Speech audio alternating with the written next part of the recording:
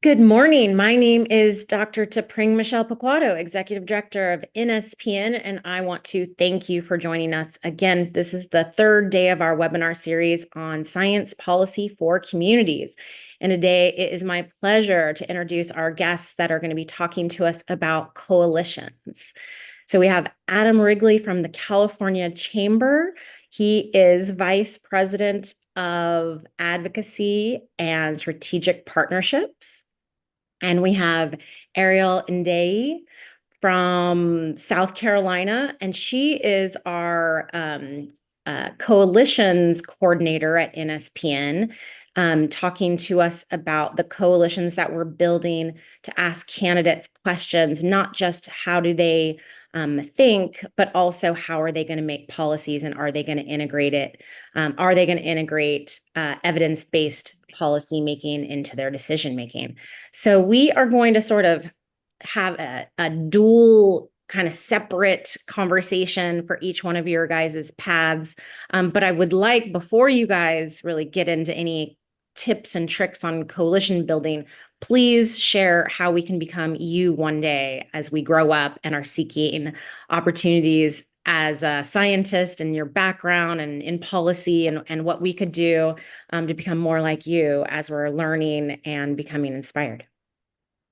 And Adam, you're going to kick it off for us.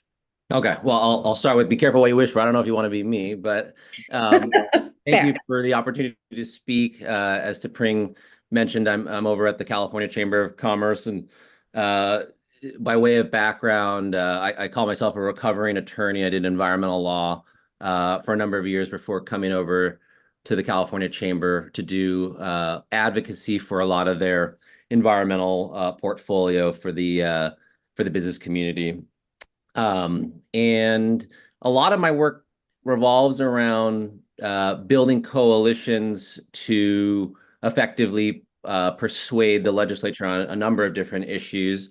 And so what I was here to talk to you about is, at least in my experience, on how I think I successfully build those coalitions, some tips and tricks, and there'll be, I think, distinguishing factors that make some of the advice more generally applicable and others that may require, I think, fine-tuning based on your organizational needs, your reputation, and your audience, candidly.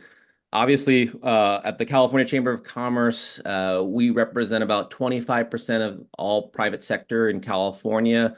And so the audiences that I'm speaking to are generally anything from small businesses to your largest businesses and impacts that legislation has on them. And then half my job is getting the word out.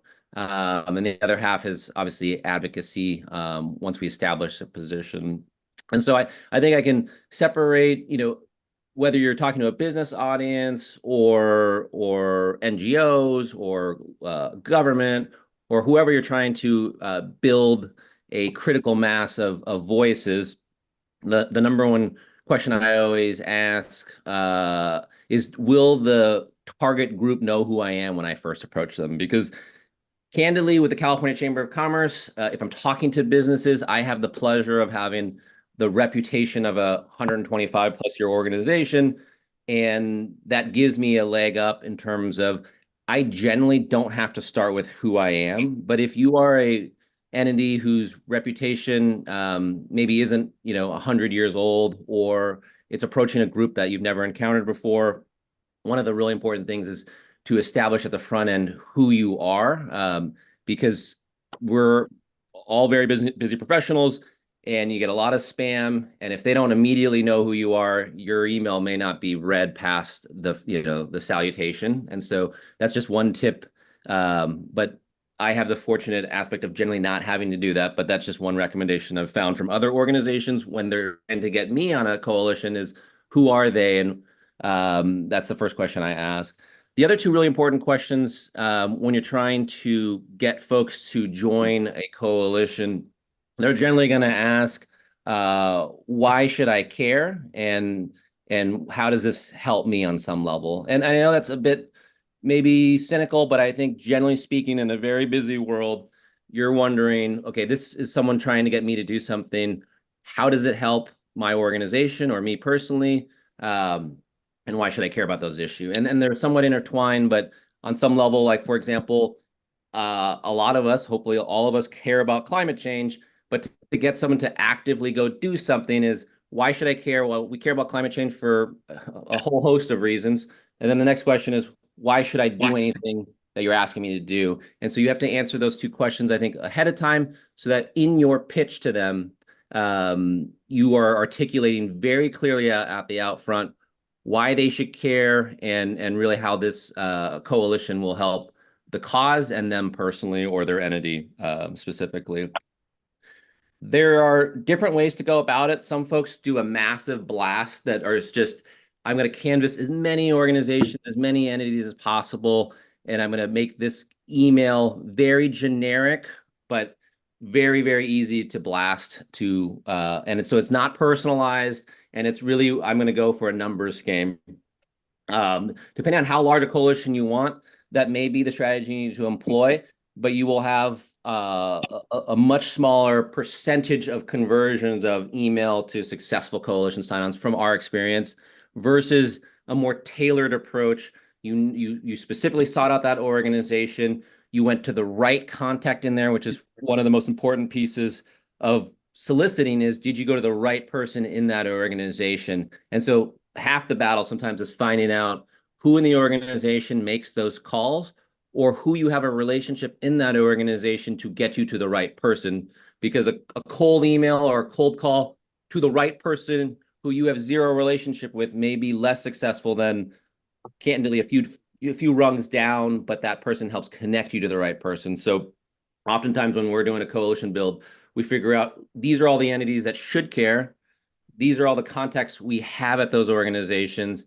And our due diligence is, we think they either get us to the right place, or we need to leverage that person to get to the right person in the chain of command. The other experience is, the larger the entity you're soliciting, meaning you're going for a really large NGO or a really large business, generally speaking, the more bureaucracy or time it is needed to get them to sign off. And so if you need a coalition of the willing in a week versus in a month, you better start with those large entities as soon as possible, because they will take longer to basically sign off, generally speaking.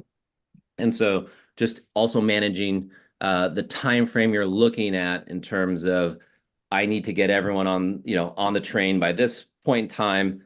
You then backdate that and try to figure out, I better give them at least 2 weeks, 3 weeks. And some of that is science, in terms of, you've dealt with them before and they take 3-4 weeks. And some of it's sort of a guesswork, as I imagine that organization is going to take a lot longer. Can The I other thing that I'll say on coalitions is, we don't always think a coalition in which everyone's on the same letter is always the best strategy.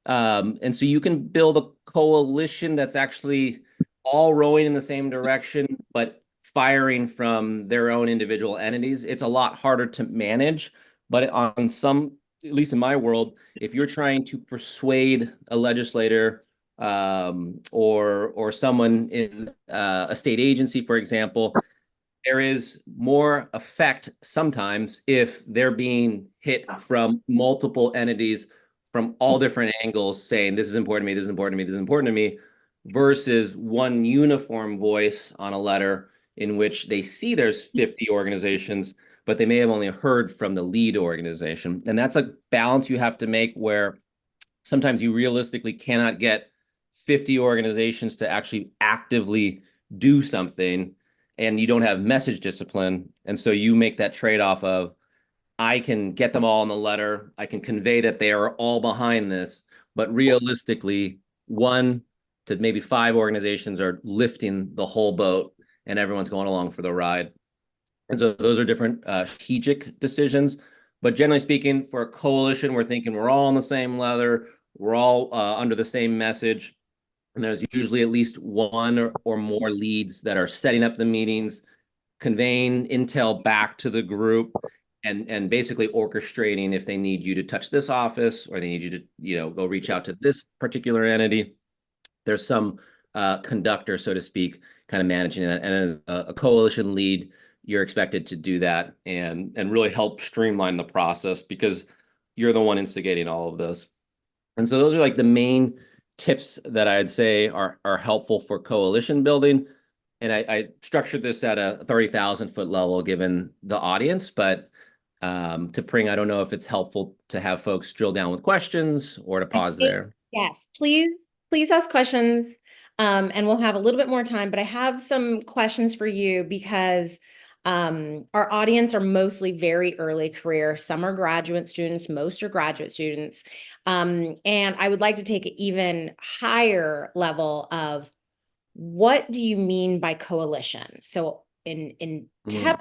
technical terms, we think of like a group of people that are like-minded. We think of maybe an advocacy group like Sierra Club or Planned Parenthood. So when you work with a coalition, when you're building a coalition, why are you doing that? Yeah. Period. Why are you I, doing that? What does that mean? Yeah, I mean, I think you answered at the high level what a coalition is. It's usually a more than two, say, but it could be, I guess, two, but it's basically more than one entity or person coming together really under a single mission to try to effectuate some sort of change in the direction in which you see that issue. And it could be Sierra Club, NRDC, and a whole host of NGOs coming together. It could be a collection of businesses. It could be a collection of student organizations or just students in general. All those fall under the banner of a coalition. And the reason why we usually do that is for a lot of folks who are in the public policy space, they're really looking at where are my constituents, and if everyone's left to their own devices, a lot of folks may miss. They don't even know that issue's happening. They're really busy in school or in their job. They may care about that issue, but they're not focused on it right now. And so, if no one organizes the coalition and no one's getting the word out, then maybe that elected official thinks, hey, people don't actually care about this, when in fact they do. And so what a coalition lead person or entity is trying to do is they've discovered there's an issue. They know there's folks out there that share their same perspective, and they want to basically get that word out to those folks so that they, in their busy lives are aware of it.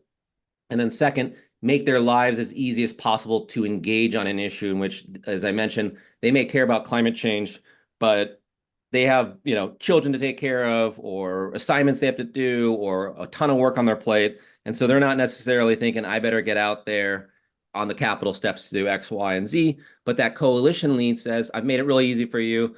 We have all the stuff printed for you. Here's the exact time you need to be there. We've got the permit ready on the steps. Just show up at this time. That's a coalition. Or here's a letter into our local representative. I've typed the messaging. I've made it digestible. I have all I need you to do is sign on the dotted line, and you're part of our letter into the elected or whoever you're trying to influence. And so Mhm. all that I think really plays into you're really trying to show folks that there is a movement behind you, and it's not just one entity or one lone voice out there. Sort of, like you said, the coalition, the willing to show others that there is an important aspect to this that they may not be considering. Um, the last thing before I open it up for questions is how do you know what to write? So you're talking about a coalition letter, it's a support letter or an opposition letter or letters of or aspects of concern. How do you know what to write? Um, yeah, I mean, I think almost always your opening paragraph should be who you are, whether it's the main organization leading this, who they are, and then at least a snapshot of who else signed on. So, for example, my letter would say, on behalf of the California Chamber of Commerce and these California-based manufacturers, retailers, et cetera, if that's again the coalition, to give them a flavor of who when they read that letter, who is speaking to them, and immediately let them know, okay, this is a coalition of X, Y, and Z. So if it's students, these student organizations, if it's NGOs, these NGOs, et cetera. That's almost always the opening paragraph, and then flows right into what you're writing about, because the elected official is generally seeing hundreds of different issues. Again, if that's your audience, And so you need to immediately identify what the issue that you're talking about. And then obviously, I shouldn't say obviously, but the rest of the letter, the way you write it is you created a coalition for a reason. So you must have an issue you care about and an outcome you want to see. And so you are trying to write a letter that is speaks for the whole group. So it can't be so narrow that I'm only writing for the chamber and I'm not speaking to the rest of the coalition's issues. And so that's part of how we will outline a letter is, okay, these are the groups that have signed on. These are all the issues that they've identified they care about. And this is the change or outcome I want to see. And so under that kind of rubric, you'd want to make sure you articulate what the issue is, what everyone cares about, and what outcome, and basically substantiate that. But what I will say is, generally speaking, depending on who your audience is, and I've made this mistake early on in my career, is if you bombard them with too much in the letter, they may not read the whole letter. And candidly, I've talked to a number of offices where they definitely do not read the. So it's a balance of being concise and really, utilizing that Mark Twain concept of like really refined down to your points and not have an overly verbose letter, because you actually can lose your audience quickly that way. So that's a little bit of trial and error in terms of finding the right length and specificity and data support. Because if you write a really short letter that's not supported, that's not persuasive, that can be counterproductive too. So there's no real tip I can say universally, other than you need to find that perfect balance to be most effectuate change with the audience you're looking at or So targeting. as a regular constituent, and we're all over the nation, is there a way that we can join coalitions? Could we join your coalition as an individual representative, or is there a way to sort of plug in to areas that we're interested in with you? Do you know that? I mean, universally, I can't say like you always will be able to plug in. There may be issues you don't care about or actually disagree with our position on. But generally speaking, I'd say most coalitions are looking for critical mass. And so if there are entities, especially if you provide a different voice as a different messenger, then I think broadening messengers is usually more helpful than not, rather than they only hear from, manufacturers on an issue. That's just one, voice on the issue. But if manufacturers cared, but then actual consumers cared, or educational institutions say, yeah, that's actually a big problem, and they all align, then I generally find an eclectic mix of coalition partners more effective than a sort of a unitary voice on an issue. But candidly, a lot of issues really fall into that because they're the only constituent that cares about it. So I'd say kind of a lawyer answer if it depends, but I rarely find folks not wanting more to sign on unless for some reason your entity, and this is not you guys, but if there was an entity that kind of had a toxic brand, then I've asked folks not to sign on, or I basically have the decision-making power to say you're not signing on, candidly, and because they would kind of draw down to the lowest common denominator on an issue. And so not every voice is helpful, but not saying that's you guys, obviously.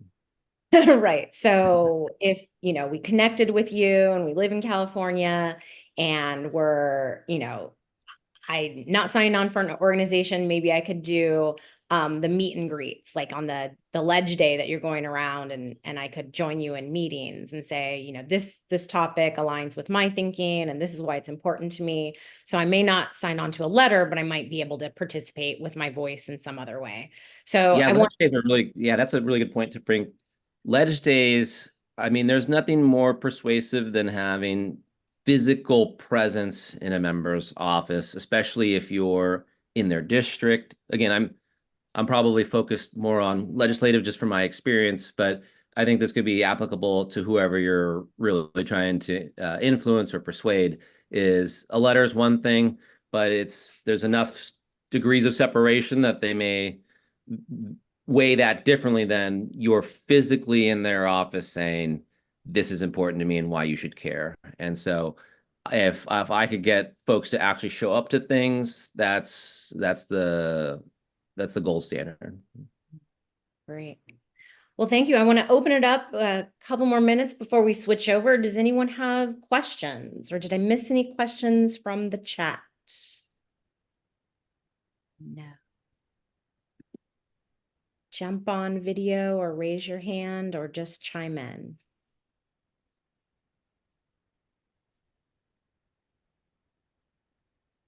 See, Elena's off of mute, but I think she just might be off of mute.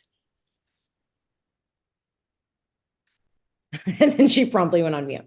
Okay, thank you so much. I think that that really helps us, like, thinking about your issue and, a local region and how to build the coalition. You sort of start with your idea, you start with your call to action, your outcome, preferred outcome, and you start talking to people as you know people and grow people, and as you advance in your career, or you work with an organization that's a trade association or a chamber that's already a kind of a membership organization that has that sort of knowledge. Then you can build coalitions. And then it's probably a challenge of like how to influence, how to build consensus, how to, sort of get your word out. But that's just stuff that you learn as you advance. And I'm sure it changes based on the topic and the people that uh, uh, are involved in the coalition. Oh, great question, Isaac. Can you give an example of an eclectic coalition you formed, or a coalition where there was really an optimal outcome that was, that you could describe? Like, what's an example?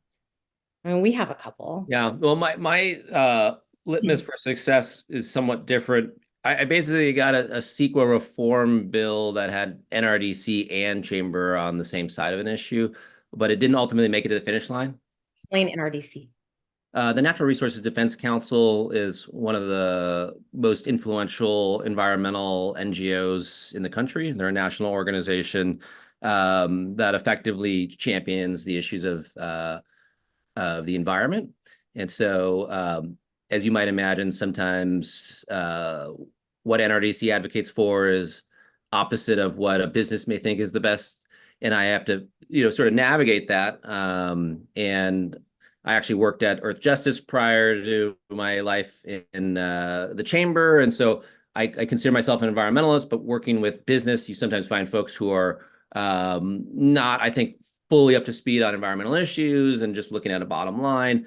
And so a rare coalition was one which NRDC and Cal Chamber saw revisions to the California Environmental Quality Act, which is a state law that impacts all land use development, where there's, I won't go too much into it, but a discretionary action to be taken. And rarely will you see NRDC and a business on the same side of a CEQA reform issue. And the reason why I said success is measured differently here is we ultimately were unsuccessful to get that reform, even though both business and environmentalists were on the same side. But we got it way farther through the process than many had expected. And so that was a measure of success. And we testified lead witness Cal Chamber and NRDC, which if you watch sort of those C-SPAN things, you'll rarely see a witness 1 and 2 being on business and NRDC, but just one example. And candidly, in my business, somewhat rare to have that type of coalition. Mm-hmm. Mm-hmm. That's a good example. Good question. Any other questions? I feel like once there's one question, then other people do start to jump in. But it is early morning today. Looks like Sasha might have one. Or maybe just a statement. Comment. Yeah. Actually, I could ask questions.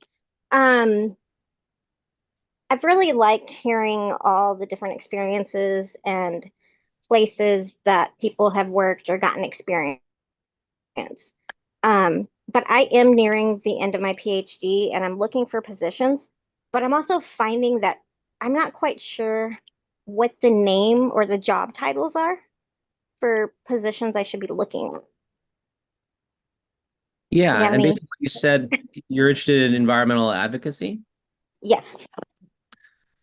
Yeah, I think depending on which type of organization you feel comfortable with. So my background, I worked at Earth Justice during law school. I worked at state agencies like the Energy Commission. And then I've worked at traditional law firms. And then my last 6 years has been at the the California Chamber of Commerce. And I would say it's sort of a cliche thing, but the way I got to my career path has been very windy. There was no like, I'm going to be at the chamber in 6 years. It was a total sort of fluke, which isn't very helpful in terms of advice. Advocacy roles are either generally titled, if you do job searches, as policy advocacy. Sometimes they'll mention it as lobbyists, but not all advocacy has to be in a traditional registered lobbyist where you're in the Capitol. There's like someone as smart as you with a PhD may be extremely valuable or marketable working on the back end with an NRDC type organization, researching and providing the policy, positions that then the quote unquote lobbyist, who's more of a relationship person, boots on the ground in the Capitol. But then there are some organizations that are really streamlined in that they don't have the budget to do a PhD policy expert and then a separate lobbyist. That's the same person. And so maybe a smaller organization that's more nimble hires you because you're both able to understand complex policy, research it to find the right position, and then you have the personality type to be someone who can go office to office and then persuade folks of that position. And so you might want to look at policy advocates, lobbyists, or research analysts. And then certainly, as you start to figure out which organizational types you feel most reflect your desire to work at, then you should go to those websites and look at their career pages and try to find them that way. And just in terms of my background, there was a job recruiter that was basically soliciting out, and I never expected to be in public advocacy or policy advocacy. And then I switched from traditional law practice to that. Hopefully that was somewhat helpful. It was. Thank you very much. And informational interviews, right? So sometimes the titles are odd, or something that you may not have heard of. And so if you start to look at organizations and say like, oh, that's a type of work that I want to do, or that's the major topic that I want to do, is there anyone in Planned Parenthood that might do policy, science, a little bit of reproductive health, but I don't do like, maternal health, I do general health, things like that. But if you talk to someone in those organizations for just 15 minutes, they can sort of steer you in the right way too. I used to get a lot of that when I was working at RAND. Yeah. Great. Do we have one final question before we switch? Yeah, I've got a question. Adam, thanks for sharing your experiences. So you alluded a little bit to some instances in which your coalitions kind of had conflicts of interest with what the chamber was what the chamber was hoping to do with whatever legislative priorities you're focusing on. What do you do in those instances in which the chamber and your coalitions, either initially or along the way later in the coalition's lifespan, have divergent interests? Do you just leave the coalition altogether, suspend your connection with them, or some other third thing? Yeah, it's a good question. Just to be clear, at the beginning of a coalition, we're only allowing folks into it who share the vision and mission statement that we've articulated at the front end. And so we make it very clear if it's an email, let's say target, this is what the issue is, this is our position. And if you share that pretty much exact position, then you can come on. But there are very common instances where through let's say the legislative process, a bill starts to evolve. And so maybe we had manufacturers, retailers, all aligned, but then all of a sudden, let's say retailers get exempted for whatever reason, and they're going to drop off. Their position may diverge from the rest of the group. I try to basically handle all coalitions extremely transparent, but also on the back end private. So we don't want a big messy sort of breakup of a coalition out in the open, because I think it's really a disservice to the rest of the folks who need to carry on. And so we generally try to handle those. And this is where professional relationships matter, where maybe today they got their exemption or their issue addressed. tomorrow it may not be. So you don't start burning bridges immediately because you got this one issue solved for yourself. So I think, and I didn't mention this at the top, but relationships in advocacy is one of the more important aspects of this. Also, candidly, in the job searching, I've always done traditional job hunting, but I will say getting involved in things and getting your name out there and really just brushing shoulders with individuals that you think you're going to be working with in the future is sort of a cheat code to expediting, I think, job possibilities. But going back to your question, I've been on coalitions where the lead person gets what they needed and then just abandons the entire coalition. I think that's terrible practice. And so, generally speaking, if we start a coalition, we have already outlined at the front end what our outcome needs to be. And so we may be the last person standing to get that outcome as others get picked off with smaller stuff. I generally find that to be the case where we've started a coalition in which we're going for the full enchilada and others are willing to take smaller pieces and they drop off. So we may start with 50 and by the end we're at, let's say 12 or whatever. And so that happens a lot. I haven't been in a position where we basically got what we need and we just leave everyone behind. I would say whatever coalition you're doing, generally speaking, the lead person really should not abandon as sort of the conductor of the train. So that's just my personal perspective. And Yeah, fair. I have been on a coalition where the lead person got what they wanted and then they left all the rest of us high and dry. And it's particularly challenging. In my situation, I stepped up and I took over for the rest of the team, but it's sort of like, wait, that's adding more to my workload. So a lot of times when we have working relationships, we sort of say like, you take this issue, you take this issue, you take this issue. And it's a heavy load to lead a coalition and to set up all those meetings and make sure there's a lot of transparency. So I absolutely best practice, make sure that the outcome, and even if your piece gets carved out or exempted or changed in some way, remember that you are in a working relationship. And I'll give you an example. This was not the example, but think about recycling, right? And there might have been a recycling bill that included all materials, so glass and paper and aluminum, and car batteries, right? And so it starts out this really interesting, challenging thing.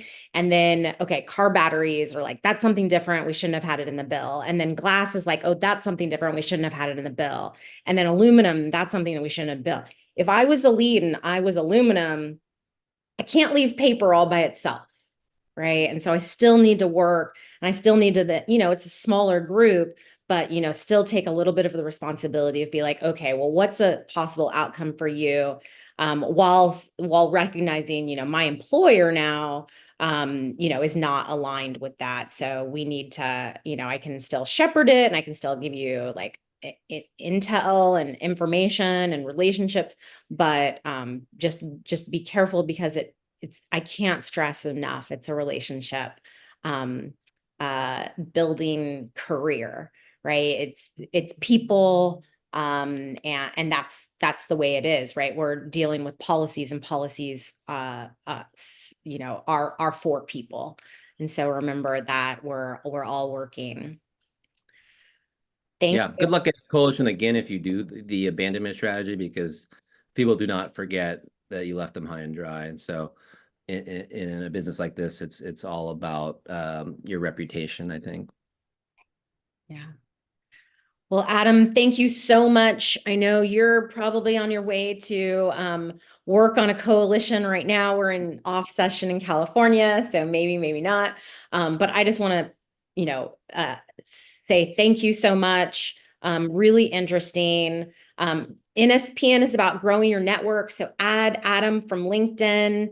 You have his information, you have his name, find him, great resource, personal friend. And I really appreciate you taking the time out and sharing your knowledge with us today. Thanks for the invite. I appreciate talking to everyone. And I put my email in the chat, but I think my other information, including my cell, may be out there, but feel free to reach out and good luck. Thanks.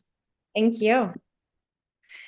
Switching gears a little to NSPN Coalition. Also, we have a little bit of different description of what a coalition is in our own organization, and how you can get involved, you audience members can get involved. So I'm going to pass it to our amazing coalition lead, Arielle.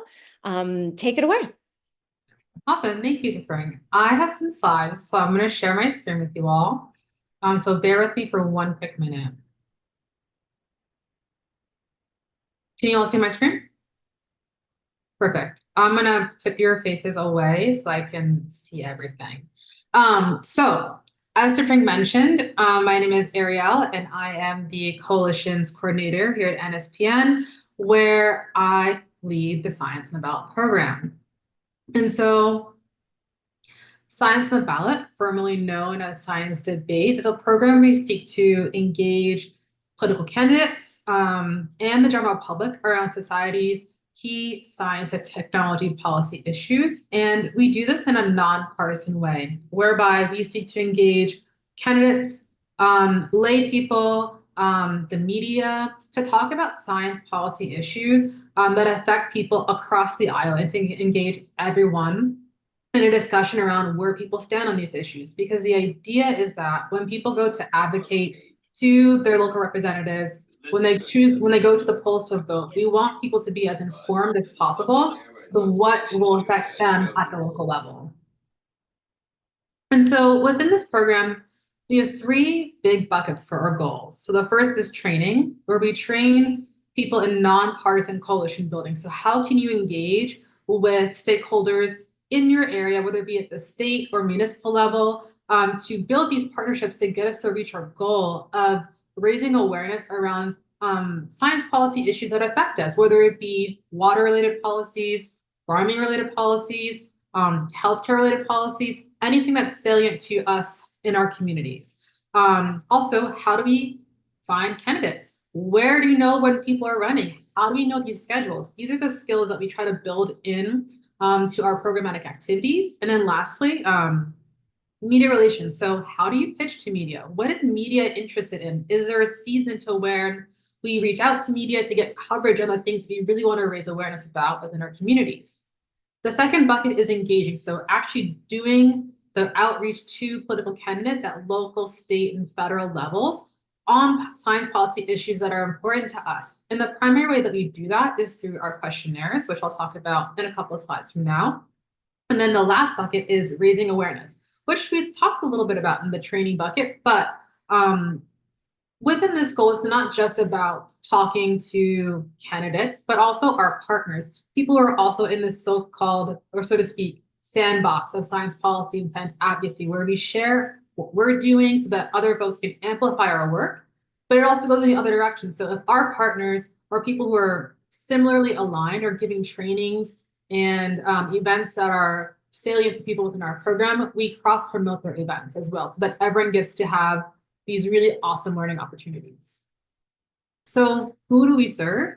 The short answer is everybody. We welcome anybody who has an interest in civic engagement, science policy, science advocacy.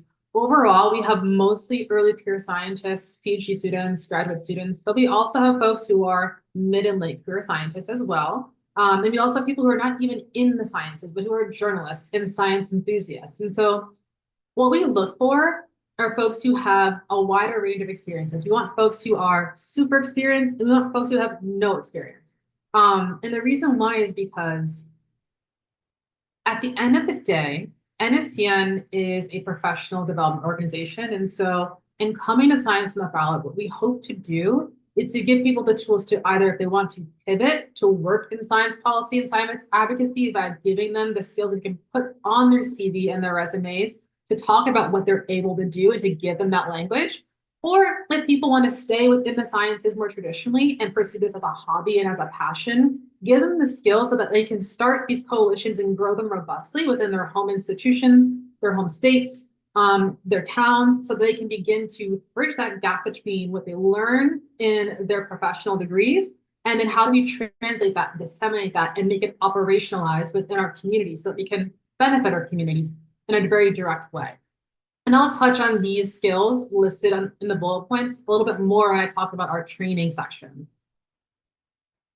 So our coalitions, we use this word a lot during this panel, but within Science on the Ballot, coalitions are our ways of describing our volunteers. And so each state has a coalition, or rather a group of volunteers who are implementing our activities. And within Science on the Ballot, our coalitions are very much self-managed, where they have a basic structure, which I'll describe in a minute, but they're tailored to meet the needs of the people within those coalitions within each state. And so they're self-running, but I, as the coordinator, give everyone help to overcome challenges that they're overcoming and give people guidance in terms of how to go through our activities. But in terms of the structure, there are two roles, coalition leads and just general volunteers. General volunteers are folks who want to be a part of our activities, who can participate whenever is best for their schedule. These people can spend 1 hour a week, 2 hours a month, 8 hours a month. It depends on each person. And so we take that into account. And then coalition leads are my primary liaison to each coalition. So throughout the year, I usually ask coalitions to check in with me. Also, I ask them if they need anything. And when we arrange meetings, I go to the coalition lead to say, when is everybody available? And also, when I want to learn about how things are going, I ask the coalition lead, can you tell me how things are going? What are the challenges? How many candidates have you heard from? Are there any races that you're interested in? And really just collecting that data so that I can see how our coalitions are doing and how I can best serve everybody. Because in this role, my role is to serve you all and to help everyone meet their personal goals, in addition to the programmatic goals as well. And so our program is in 3 big activity buckets. And this seems like a linear process, but it's not. It's more so a phased process. And so we have coalitions starting at various points. So some are still creating questions, some are posing questions, some are reporting questions. And sometimes when folks don't get responses back from candidates, they go back to the question writing and editing process. So it's very iterative. And throughout this time, we have training that happens where I help people gain the skills needed to feel comfortable throughout this process. Because I remember, we have people who have very little experience and some folks who have a lot of experience. So in regards to our questions, so this is our questionnaire.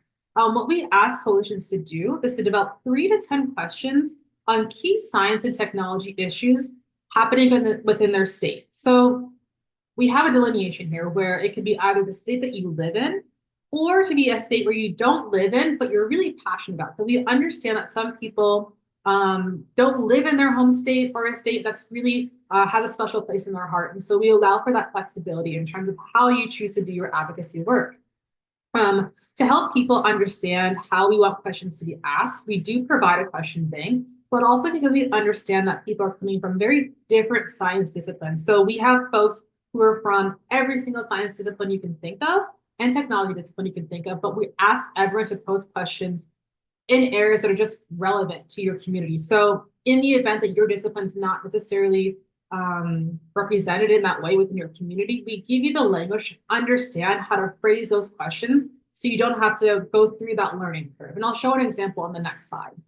And then lastly, when making these questionnaires, not only do we provide feedback, but we encourage coalitions to build partnerships with stakeholders in their community so that you get information on, is your question neutral? Is your question inviting? Because as we know in science, certain topics are quite polarizing. And since we take a very nonpartisan stance, we want to make sure that our questions are inviting to people of all political affiliations so that they don't feel as if you're putting them in a vulnerable position to make them look in a certain way. And so we keep that in mind and encourage folks to form these really strategic partnerships with people who are in, for example, other advocacy groups who are working for city government, who are private citizens working in certain sectors. And we can expand on that during the questions as well if folks have questions on that. So this is an example of what our questions tend to look like. This is just a snapshot where we see the environment and then public health represented, but we do post questions in other areas as well, like infrastructure, transportation, AI, other forms of tech issues that are of interest. And so our questions are very much driven by stating the issue and then asking candidates, where do you stand on this? What would you do with this if given the option? Or if anything, what would you do to effectuate change? And so this is just an example of what our questions look like and where people start from in terms of learning about how to ask questions the way that we currently ask them to. And then campaign outreach, our second bucket. So now that people have their questionnaires developed, we ask them to then now pose them. And we ask people to select races that are at the state level. So at the highest level, we have congressional and Senate races, but we also have state house, state assembly, we have municipal elections, we have gubernatorial elections, and how people pose them, their questions differs quite a bit. So some folks are posing in person at events and rallies. Many people are using emails. And then a lot of folks, or not a lot, some folks are doing phone banking where you pick up the phone as a group and you call your candidates of interest and ask them, where do you stand on these issues? Social media is less common now because the social media landscape has changed quite a bit in the last year. And so it's still an option, but one of our lesser used channels to ask candidate questions. And then also in my role, coalitions get help for me in terms of how to overcome challenges that they face in terms of candidates not responding, candidates being difficult to reach, where you can't find like that email or that phone number to get a hold of somebody within a campaign, but also helping folks understand who it is that you should be reaching out to within a campaign to get your questions asked. And then lastly, candidates taking issue with questions. As I mentioned, science can be very politicized. And so sometimes we'll get feedback where candidates are like, I can't answer this, or I don't feel comfortable asking this. And so we use this as a coaching moment to help coalitions reach out to candidates and say, thank you for your feedback. I'm trying to learn about this process. I'm really passionate about science policy and science advocacy. Can you please give me some pointers on how to make this question more inviting so that we can have voices on this question from both Democratic, Republican, and independent parties? And then lastly is reporting. So NSPN publishes candidate responses on our website. And so here's the thing. When it comes to candidate responses, we care if candidates respond, if they don't respond, if they say that they cannot respond. And the reason why we say this is because we want voters to be informed about where candidates stand on their issues so that they can make informed choices when casting their vote, no matter what their vote is. Also, when folks go to advocate to their representatives, once the election has finished, they can go to the candidates saying, you said this. How are you going to continue to keep yourself honest on this promise? And so that's why we want this written record of what people are going to say they're going to do and how they're going to do it. In addition to reporting, we encourage our coalitions to disseminate what candidates are saying within their communities.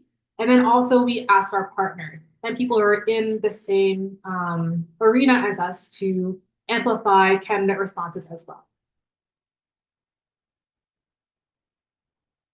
And then lastly, training. So every first Thursday of the month, we have what we call our general state coalitions meetings. And this is an opportunity for coalitions across the country, because I think we have 45 currently, 46. We're trying to get to 50. We'll get there. I'm very confident we will. But basically, we, on the first Thursday of every month, hold these meetings where people can have community, where we have some coalitions who've been with us since 2020, 2022, share just their institutional knowledge on how they've gotten candidates to answer their questions, exciting opportunities that they have gotten access to, and then also help other coalitions troubleshoot and overcome challenges that they're experiencing, and really just creating a community of practice among everyone so we can learn from one another. And also giving coalitions the opportunity to connect, network, and get one another's contacts so that they can keep working together and sharing information offline. We're not just having these meetings. I mentioned training at the beginning of this presentation, and during these monthly meetings, we have what I like to call deep dives, where we do these trainings on skills needed to be successful, not successful, that's the wrong word, to feel comfortable going through the activities within this program. And so what we do is we send out a survey to everyone in this program. We say, where do you want to grow? What knowledge do you want to gain? What skill sets do you want to have so that by the time we go through an election cycle together, you can have these skills that you can say, I can do this, I can do that, and you can apply for positions and move to opportunities that allow you to go to the next step in your career. And so some of the trainings that we've had so far are how to make a questionnaire, best practices for question development, how to engage in strategic partnerships. So how do you select the partners that will help you get to your goal? And how do you have a reciprocal relationship where you're both giving and receiving? How do you make a decision-making model to plan exactly what it is you're going to do and how you're going to do it? So you take away the stress and from feeling overwhelmed and feeling paralyzed when doing a new skill such as posing questions to candidates. And then also, how do you test your emails? So A/B testing. So how do you know what you're communicating is effective and efficient and doing what you want it to do? And so we give trainings on that as well. So that's all that I have. This is my contact information. And if you have questions about science and about, please feel free to shoot me an email. And I'll stop sharing my screen now and just take some questions. Perfect. Thank you. And this is a great way to, if you have some time now, our elections are 4 weeks, less than 4 weeks away. You can get plugged in today and start asking candidates questions. And it's really interesting. It's really sort of a first try at how do you pick up a phone and then ask someone in the office? Do you call their campaign manager? What is a campaign manager? Sort of things like that. So it's pretty interesting. Is there any question? Are there any questions on this or more broadly?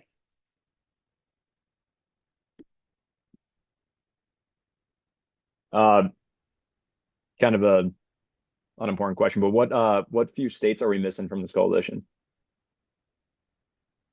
Great question. Let me pull up my list. 1 minute, please. Okay. Caitlin, are you on that can quickly jump into our database? I think Alaska is still one. Delaware might be one. I'll check on my Delaware people to see how we can get that done. Okay. Yeah, shoot us an email and we can make it really simple. We're just looking for a couple of things, and the lowest hanging fruit right now is sending out a get out the vote social media. Yes, so we're missing Alaska, we're missing Delaware, Hawaii, Louisiana, Kansas, Mississippi, Montana, New Hampshire, North Dakota, Oklahoma, Vermont, and South Dakota, excuse me. And no South Dakota? Yeah, No, South Dakota. And then I think that's it. Yes.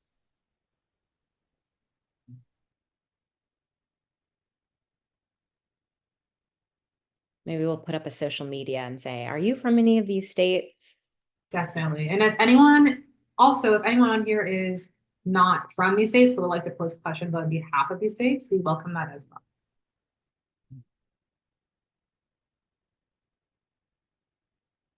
Great. Well, in the last 5 minutes, I want to say thank you to everyone that's joined us today. We learned a little bit more about coalitions. Coalitions are an important part of practicing locally, and learning who the local organizations aligned with your thinking and your goals are is another opportunity to really engage locally and make local changes.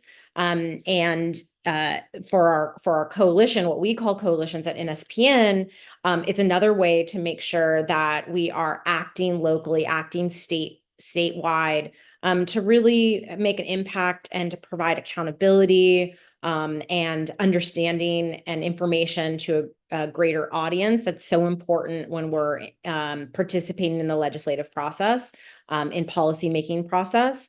So I thank you for your time. Again, this is a networking opportunity. So I saw some offers in the chat to connect. Make sure that you take those offers seriously and connect. We really encourage networking. That's how you grow your career and you provide a deeper understanding of possibilities in the future. And find our guests today, Adam and Arielle, on LinkedIn as well. And if they're on LinkedIn, I know Adam is, and maybe not everyone is, but that's okay. She has an email. So if you have more questions in the future, we have one more day of programming for the Science Policy for Communities. Tomorrow's program will include how do you get your research, your topics of interest, stuff that you have knowledge on, out into a broader public and used and of interest to more than just you and the 5 or 4 people on your committee if you're in school, or the 4 or 5 people on your team if you're working. How do we get that out? It's important for you to play a role in shaping policy in your communities, and we hope that you will join us tomorrow.